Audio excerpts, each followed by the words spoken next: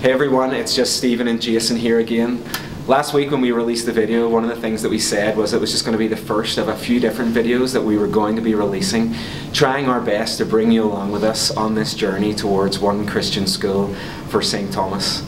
Now, one of the challenges that we faced, I think, in both of our communities is the challenge of communication. And I think you will find that you could agree with us that this is a massive piece of work and there's no script for this. So what you need to know is we really are doing our very best.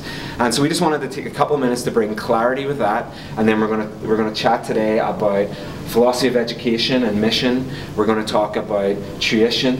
What else are we going to talk about? A little bit about staffing. We're going to talk a little bit about staffing. So we're going to try to bring a little bit more clarity.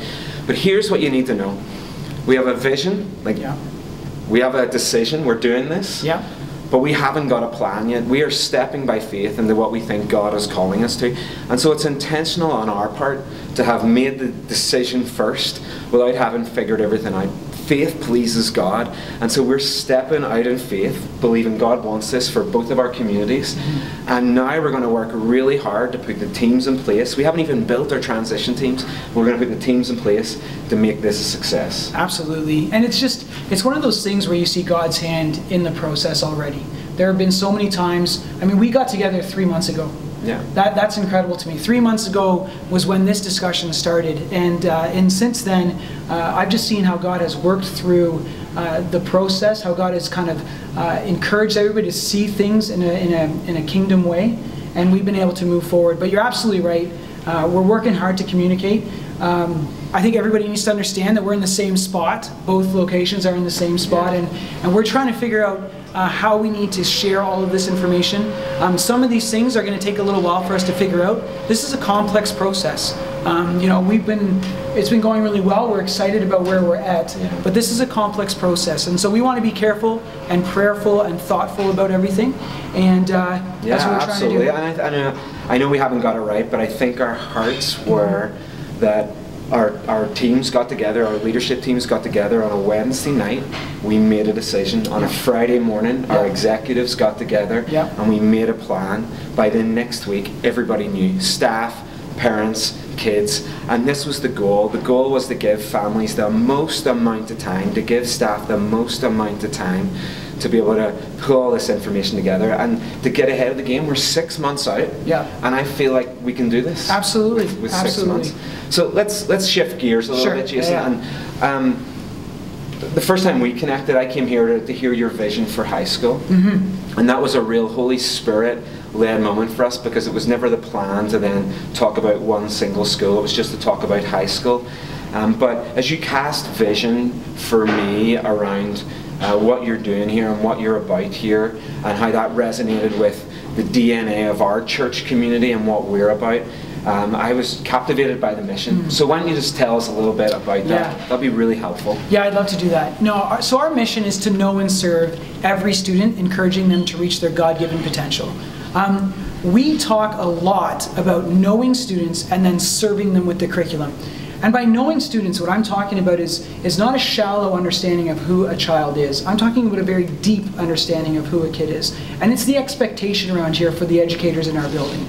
So for us, it's very important that, sure, we understand what kids like and what they don't like, what they're passionate about, things that are a struggle for them, but we want to go much further than that. We want to talk about learning styles. We want to talk about where there's challenges in a student that is trying to grow at our school, and what does it mean to reach their potential, and how do we connect with them deeply with a deep relationship that helps them to reach that potential. Once we start to know students, then we can serve them with education, because education is actually built on understanding that it's a relationship that really matters. Because if I don't have a strong relationship with you, it's very hard for me to educate or teach you. You have to be able to trust me. You have to have confidence that I'm leading you to a place that matters. And so we spend so much time getting to know our kids, building that trust relationship, having a deep understanding of who they are and how they work.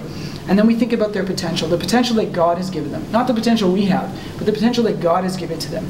And we strive as hard as we can to try and help them reach that potential. No, that's awesome. And as a church that is really passionate about relational ministry, relational gospel, that just resonates so deeply with our expression of the faith. Now let me just ask you a couple of questions Yeah. to do with that. The first then is, let's talk about curriculum. In fact, this week I had a little kid in gym class come to me and say, hey, Pastor Steve, when the schools come together, are we going to use your curriculum? Are we going to use our curriculum or their curriculum? Like, what's the plan?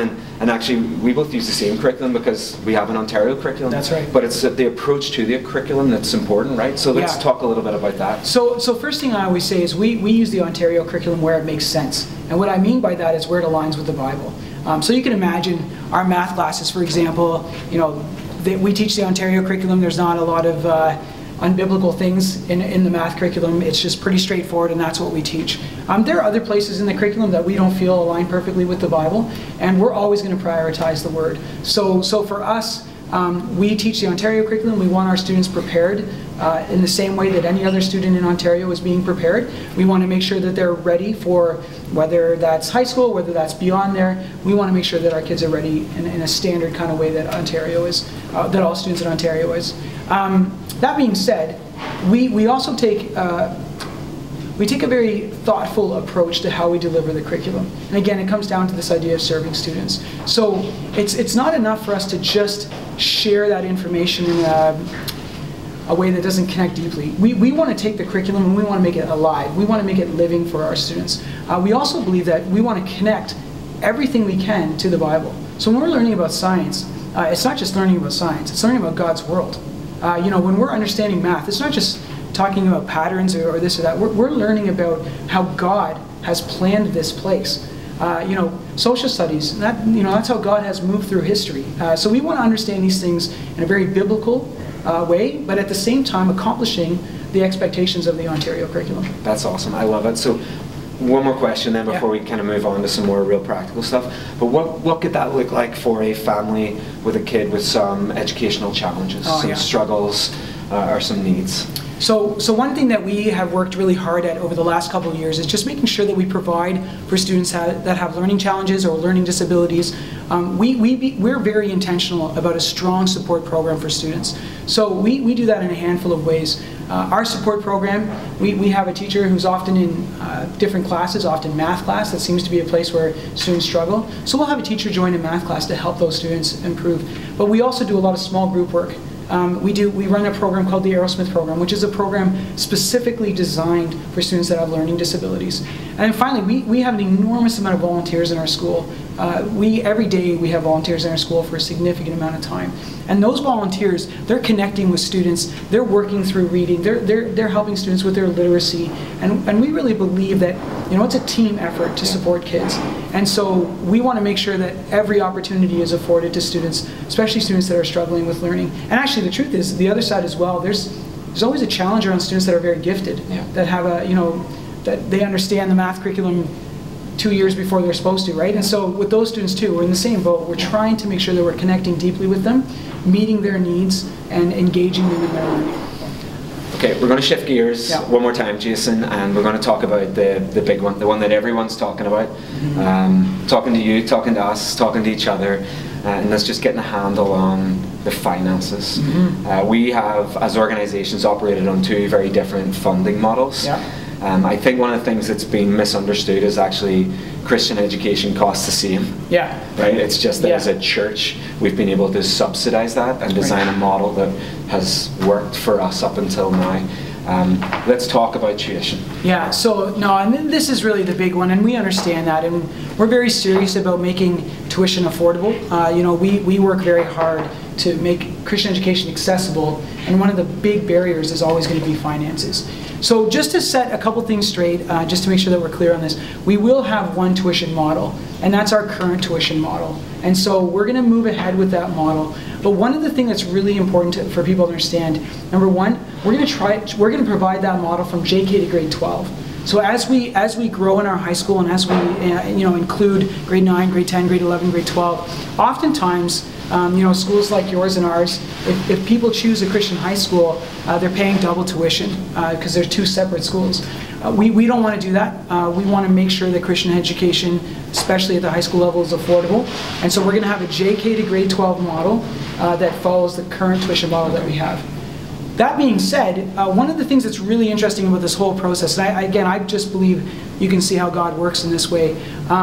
Before we chatted, our school is already working on a strategic plan that included improving our tuition assistance model. So again, we're serious about making Christian education affordable for the community of St. Thomas. And our goal is to, as we get more students, as more people come to our school, we want to continue to work hard to make it affordable. And we want to improve our tuition assistance model so that we limit the amount of times that it's actually like that finances is going to be a barrier for people to come to our school. Yeah, I think that's really important. I mean, tuition assistance has just been a huge part of the culture of the Faith Christian Academy. Totally. And you know, a lot of our families have either been able to tap into that support or have been a part of creating that support for other families, because we've been passionate about getting families into Christian education. So tuition assistance will be on the table. Okay, yes. In fact, one of the main goals of year one of this school is to create the tuition assistance model. While that's being built, though, we as a church, Faith St. Thomas, we've committed to help all our families transition in, knowing that then the ongoing work will be to create this tuition model. Well, and that, honestly, that's one of the things about our partnership that's so exciting, because we really, really want this transition to work, and we're very, very intentional about trying to help people make the transition happen. And for your church to step up this way and to really help us, we're just really thankful about that. And the neat thing is, this is actually part of our DNA to some degree, you can say already. We have churches in our community that provide tuition assistance for members of their church and their congregations. And so this is actually something that is happening already. But what excites me is just not to this level, right? And I think we can really help the transition next year by trying our best to make this as affordable as possible, and then with a plan for moving forward to increase tuition assistance so that we can help not just Faith St. Thomas families, but all St. Thomas families. It would be wonderful to see a scenario where finances is not a barrier for people who are excited about Christian education. And as a larger community, as one united school, I think we have a much better shot at actually getting people excited about supporting the school through tuition assistance and actually, you know, really making a dent in this barrier. Yeah, no, absolutely. I know for me personally, that's a part of the calling I feel in helping the school move forward, is that, you know, beyond the first year when we as a church help our families get in, and then we trust the tuition assistance model to take over, and in a sense the church pulls back. For me personally, I'm excited to get on board to help the school raise money and connect with local businesses and connect with local businessmen and get the whole city excited about the school, and hopefully be able to raise money so that, like, just imagine the day when money is not the barrier for families entering into Christian education. It'd be wonderful. It'd be wonderful. Yeah. So and actually, it would fulfill a calling that I think we actually have a little bit. Like, we are called to care for each other, and I think this is one of those places where if we can do it really, really well, we could break down a barrier that shouldn't be there. Yeah, no, that's awesome. Yeah. Okay, so one last thing we want to talk about this afternoon, and that is the area of staffing, because that's incredibly complex. And now, obviously, we can't divulge all the information because these are people's lives, and there's the professional ethics just around how we talk about our staff. But there are a couple of things that I think that we can say for sure openly that it's important for people to know. And that is our commitment to our current staff in both organizations. And what I mean by commitment, it's an ethical commitment that the work that we do is gospel work. Yeah. And so we trust and believe that the gospel is redemptive. And so for all our staff, whatever the future looks like, we are trusting that the gospel is going to do its redemptive work in their lives, and we're going to be a part of that. We're going to love our staff through this process. We're going to journey with our staff through this process. Now, if the school grows the way that we hope it will grow, there will be jobs. So one of the things that we're looking at is we're making a significant move in increasing the number of students that attend one, unified Christian school in St. Thomas. We've seen growth already. I know FCA has seen growth throughout the years, and we've been increasing our staff. But this year we're taking a large jump. And so for us right now, we need to figure out some numbers still to really nail down how many positions. But certainly there are going to be jobs available at our school, and it's our intention to fill those jobs with people who can accomplish our mission. And you heard me talk about our mission earlier. We're talking about knowing students, right? Helping them, serving them with education. Well, to me, there's a number of staff members at your school that know your current FCA students really, really deeply. It's beneficial for us to be able to connect with staff that is engaged by our mission, that is committed to the kind of model that we have here, and excited about where we're going with this. So to me, like, again, not getting into real specific details, but we know that there are going to be job openings at our school. We know that as we grow and as we continue to grow, we're going to need high quality, qualified teachers to come to our school and serve our students. Yeah. And so, you know, again, what does that look like exactly? Hard to define right now. We're working towards that. We need to understand the number of students that are coming our way. But to me, there's certainly going to be some opportunity. Awesome. Yeah, that's great. You know what? I know there's other things that we need to talk about. Lots. Yeah. We'll just come back and do that all again. But I think that's enough for everyone. Yeah. For today. I know you have an important meeting tonight with your community. I hope it goes really well. Yeah, we're excited about that. You know, March break's coming up. Everyone will get a chance to breathe. Yeah. And then the families of FCA are going to be gathering here on March 20th for an March 20th. Yeah. To walk through this building. And I think what this building actually helps do is just crystallize the way education happens here. They're going to see. They're going to see. Yeah. And it's going to be three-dimensional. I think that's going to be helpful to put a picture to the words that are coming out of our mouths. Absolutely. And then beyond that, it's about getting buy-in from our families. Yeah. And then that's the key for us, right? Is to get that number that we're working with. Yeah. And then from that falls out the tuition assistance model, the staffing models, all of those things. So you can see the challenges that we face. They're very time-driven, they're very numbers-driven, but we are trusting God, and we're just craving and asking for your prayers as we go on this journey. Yeah, it's exciting. All right, thanks, man. All right, thanks.